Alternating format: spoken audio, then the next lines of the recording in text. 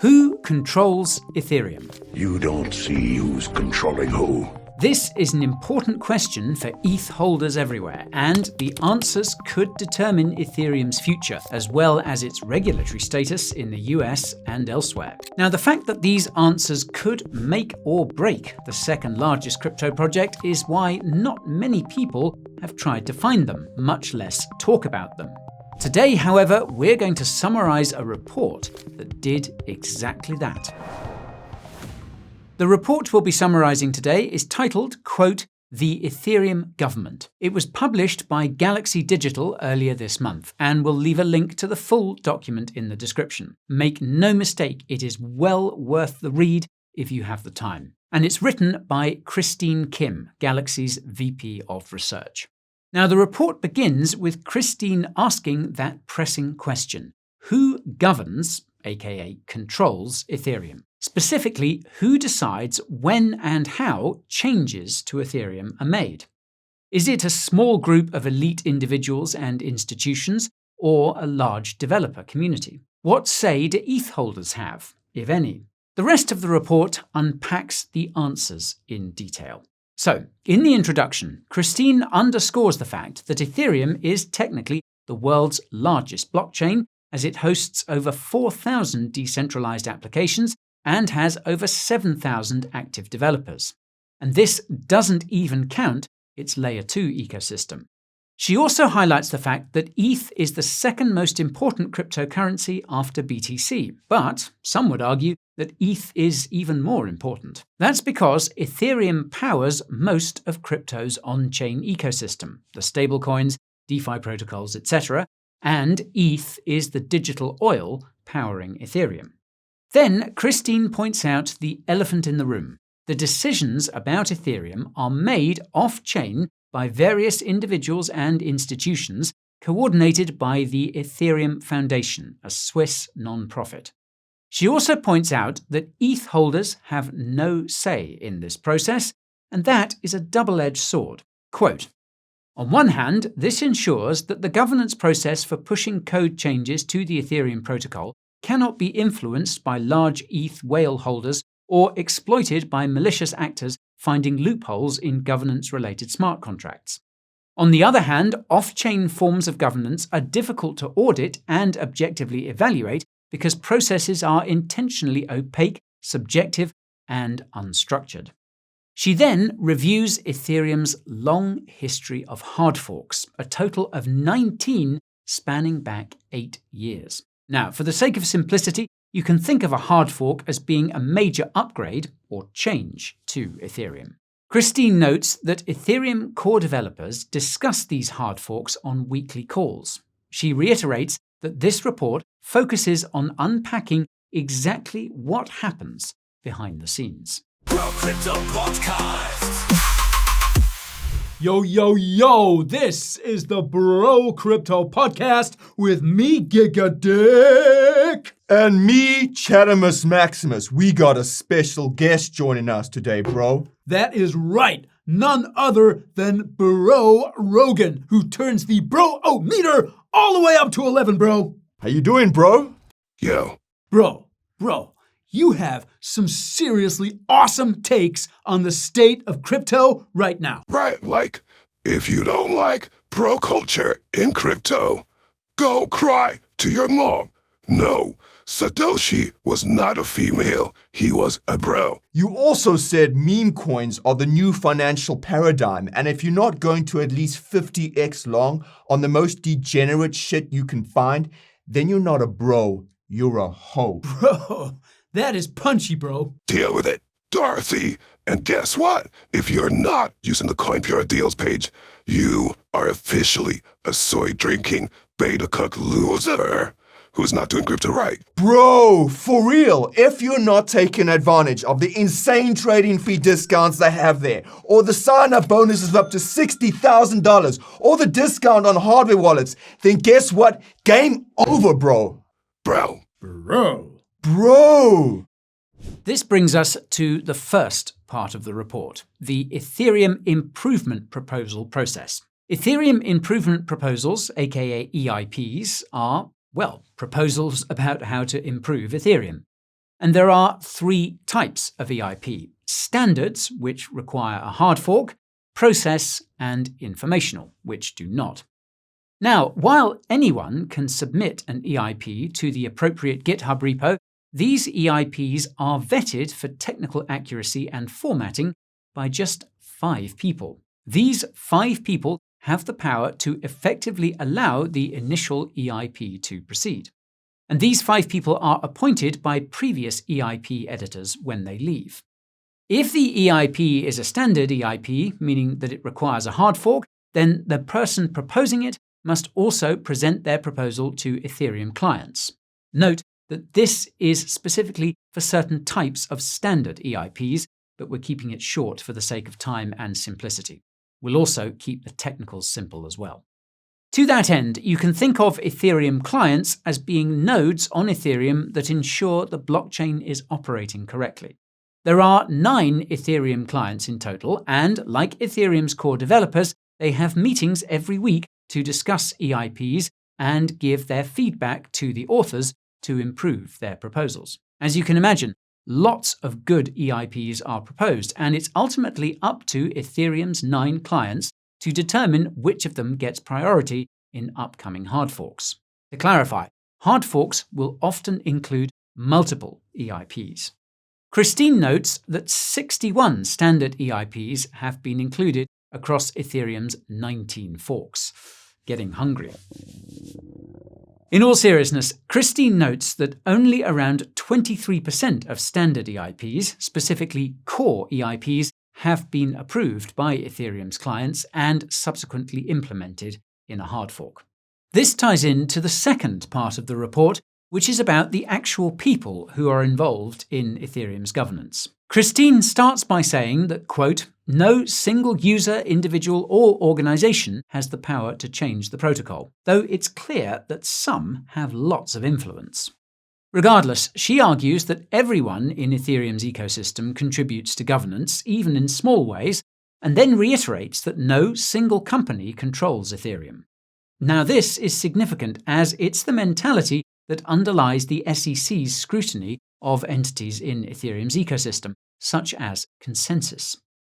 So, with all those disclaimers out of the way, Christine notes that there are 4 key cohorts involved in Ethereum's governance. The first is the aforementioned Ethereum Foundation, which was created by Ethereum's co-founders. I'll quickly point out that these connections are something the SEC does not like. More about whether ETH is a security in the description. Moving on. Now, what's interesting is that Christine reveals the details of ETH's current supply. This is interesting because ETH's initial supply is arguably more important here. The fact that Christine omitted this information could be because she didn't believe it was important, or because she couldn't find it. As a fun fact, it is surprisingly hard to find ETH's initial supply, and over the years we've come across many variations of what it looked like. Here's just one example. The inconsistency in initial supply distributions seems to be because the official distribution is inconsistent with on-chain analysis. Now, what's even more interesting is that Christine admits that the governance process within the Ethereum Foundation isn't entirely clear. Quote, "Unlike traditional nonprofits, the Ethereum Foundation does not have a clear organizational structure or role."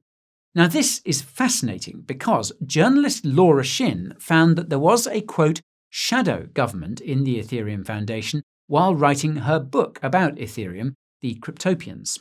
This was a group of individuals with lots of influence to the point that people were scared to say their name. We'll leave a link to an interview with Laura after that book launched, where she discusses this shadow government at length. The timestamp is at around 35 minutes, well worth a watch after this video. Now, what's crazy is that Christine reveals that the number of people working for the Ethereum Foundation is unknown. This is why it's odd that she feels confident saying that the foundation has minimal influence on Ethereum these days. It's probably because it only holds 0.3% of ETH's supply. Never mind the fact that the Ethereum Foundation's last financial report was published in April 2022. And by the way, if you're enjoying the video so far, be sure to pulverize that like button and subscribe to the channel and ping that notification bell so you don't miss the next one. Now, the second cohort of people involved in Ethereum's governance is the aforementioned Ethereum clients and their teams. You'll recall there are 9 clients, and Christine provides a detailed profile for each. Notably, one of these Ethereum clients is directly funded by the Ethereum Foundation. This is notable because this client, named Geth, accounts for almost 50% of all client traffic, according to ethernodes.org. As always, the devil is in the details. Christine notes that Nethermind, the second largest Ethereum client at 35% of client traffic, also received a grant from the Ethereum Foundation to build it. Note that the SEC is reportedly probing the Ethereum Foundation. Probably nothing. Anyways, the third cohort of people involved in Ethereum's governance is Ethereum's validator nodes.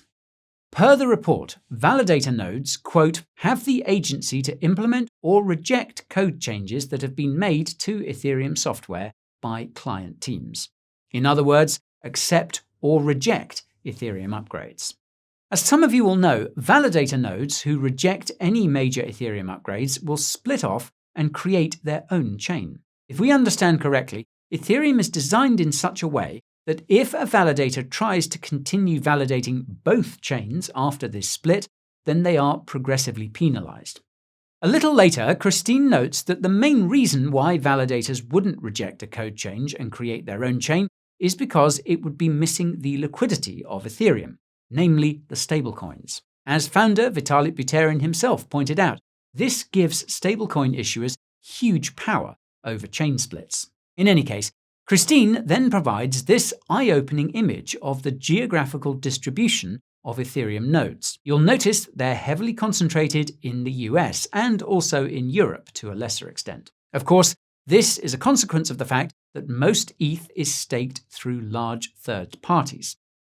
As you can see here, centralized exchanges like Coinbase and liquid staking protocols like Lido Finance account for over 50% of all ETH staked. If we understand correctly, Christine is alleging that these large validators have been influencing Ethereum upgrades, prioritizing unstaking after the merge, for example. Now, the fourth and final cohort of people involved in Ethereum's governance is obviously the developers themselves. Not surprisingly, Christine argues that the developers are the most important cohort. That's because if they don't build dApps, then nobody uses Ethereum.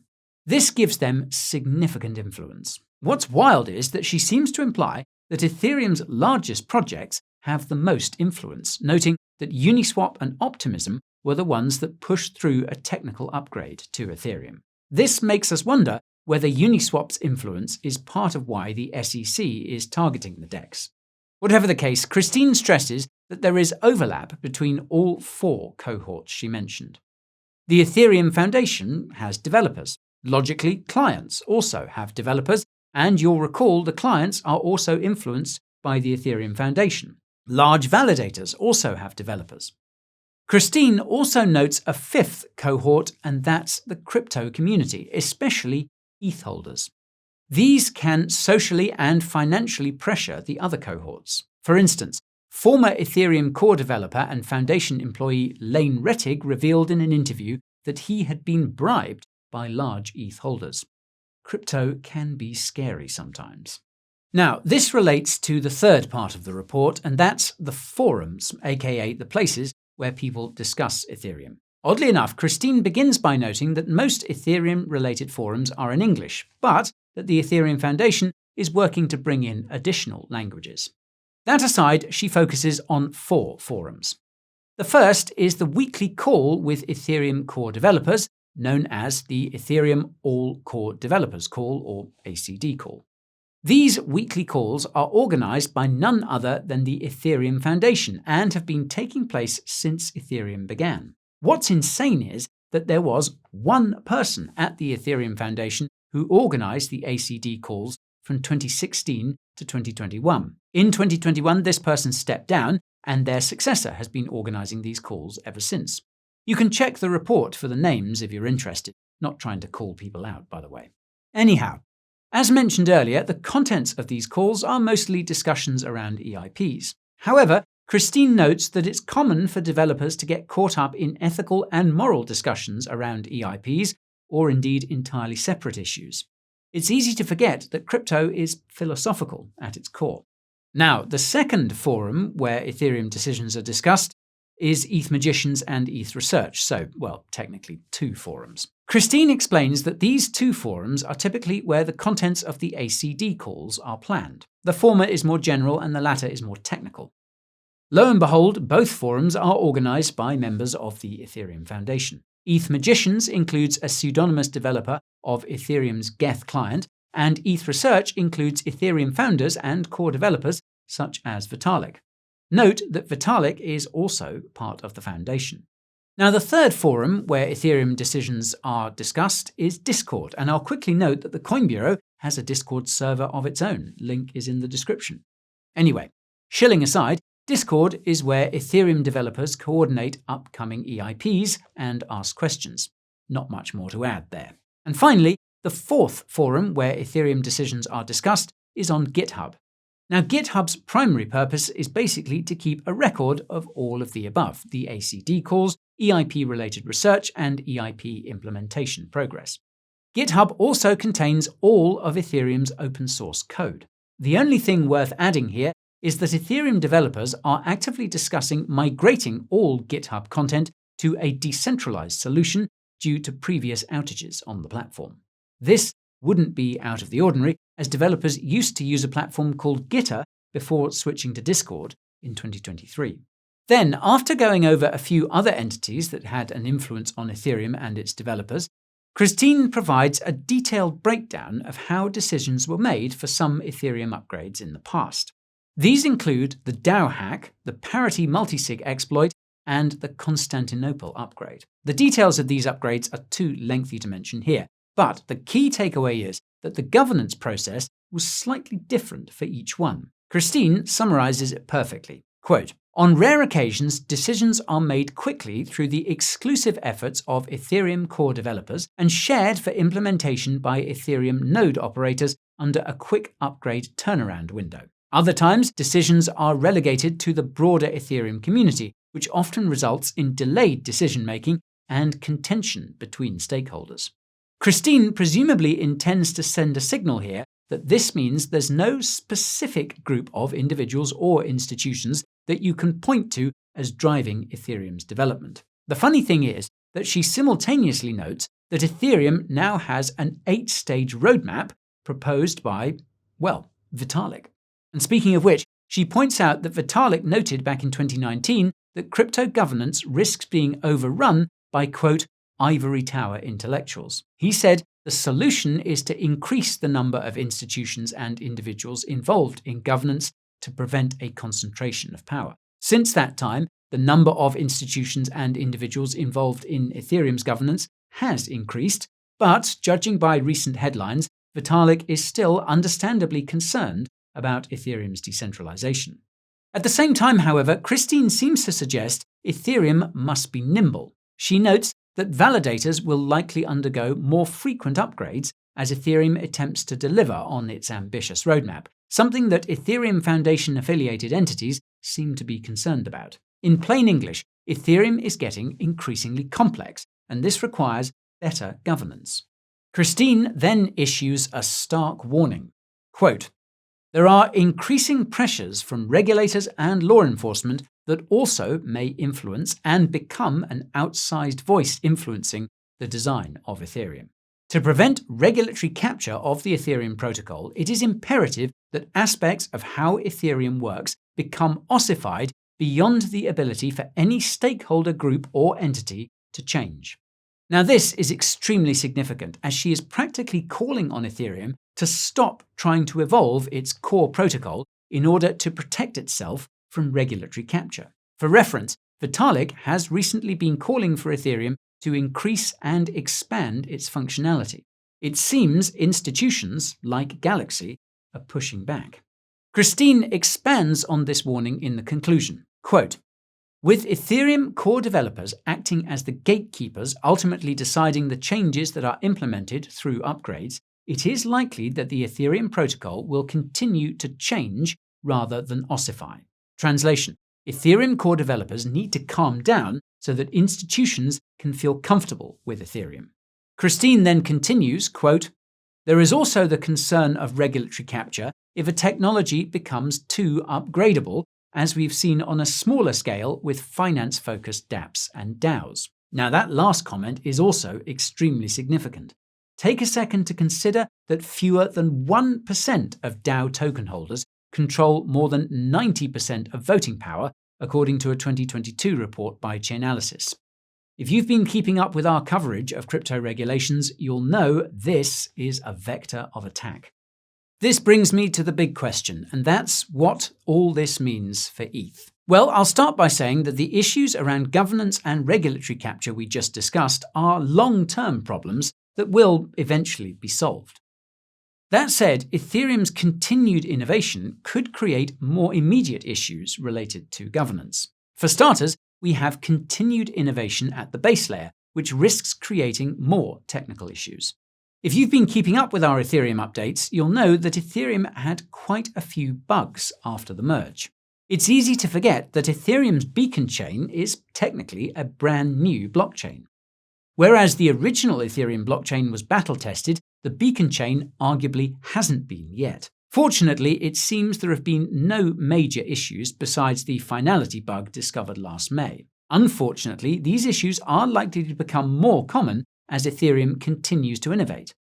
These technical issues, if they arise, will require quick thinking on the part of Ethereum's decision makers, particularly its developers. Although history has shown that Ethereum developers are agile in responding to issues, it could take longer to do quick fixes as Ethereum becomes ever more complex. In turn, this could require the creation of a more cohesive governance structure, which, as Christine noted in the report, could be exploited by regulators to capture Ethereum further in the future. In the short term, the absence of this governance structure could make it hard to solve complex issues quickly. Then there's Ethereum's ecosystem, which is having a greater and greater influence on its base chain. The concerning entities here are stablecoin issuers and large validators such as exchanges and liquid staking protocols. Both theoretically have the power to take control of Ethereum already. In practice, of course, they would never do this, as trying to do any kind of hostile takeover would do damage to the very value they're trying to capture. But again, this assumes that we're dealing with crypto-native economic actors. The moment governments and regulators start getting involved, things could get messy. Consider a scenario where a regulator requires stablecoin issuers to conduct KYC on all wallets holding their stablecoin tokens on Ethereum. Or consider a scenario where the Lido Finance DAO starts making decisions that affect the Ethereum blockchain directly due to its increasingly large ETH stake. And let's not forget that Lido Finance discovered a bug of its own not so long ago. All things considered, though, Ethereum is still the largest ecosystem in crypto by a wide margin. There are literally thousands of developers and dApps that are doing everything in their power to ensure this project succeeds. That number rises to millions if you add ETH holders into the mix. When so much is on the line for so many people, the inevitable result is that the right decisions must be made, and history has shown that they eventually are. Ethereum has been incredibly resilient considering everything that's been built on its blockchain, and ETH has rightfully benefited.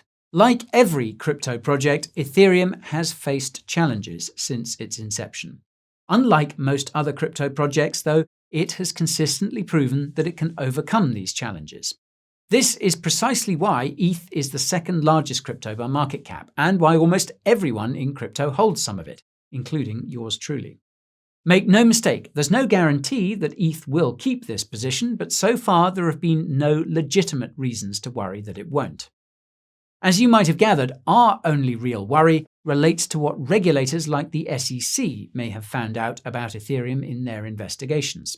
We may never know if the SEC doesn't follow through with its lawsuits against Consensus and Uniswap, but Galaxy's report makes it clear that there's a lot more to the Ethereum story than meets the eye. This, though, is the case with every crypto, and that's why we created this channel and why you are watching it. And that's all for today's video, folks, so if you found it informative, be sure to show that like button who's boss in order to let us know. If you want to stay informed about your favorite crypto projects, be sure to subscribe to the channel and ping that notification bell. And if you want to inform others about who controls Ethereum, then share this video with them. As always, thank you all for watching, and I'll see you in the next one. This is Guy, signing off.